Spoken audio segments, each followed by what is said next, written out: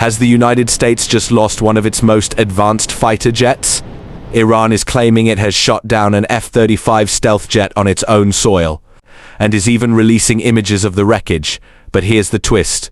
There's no confirmation from the US, so what's really going on? According to Tehran, its air defense systems successfully targeted and destroyed an F-35 Lightning II, one of the most advanced stealth fighters ever built. If true, this would be a major moment in modern warfare. Because the F-35 is designed to be nearly invisible to radar, Iran didn't stop there. It released images showing what it claims is the wreckage of the downed jet, a bold claim and a powerful message. But not everyone is convinced.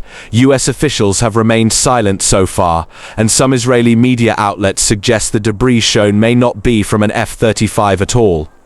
Instead, they believe it could belong to an F-15E Strike Eagle, a different aircraft with a very different role.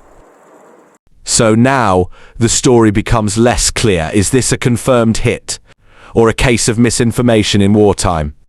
The F-35, built by Lockheed Martin, is considered one of the most advanced fighter jets in the world.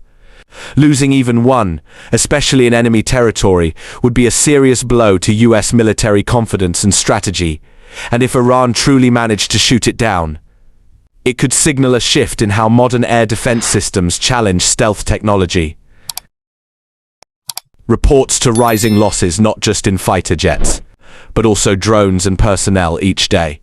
The cost of this war grows heavier, and the risk of a wider regional conflict becomes more real. In modern warfare, information is just as powerful as weapons.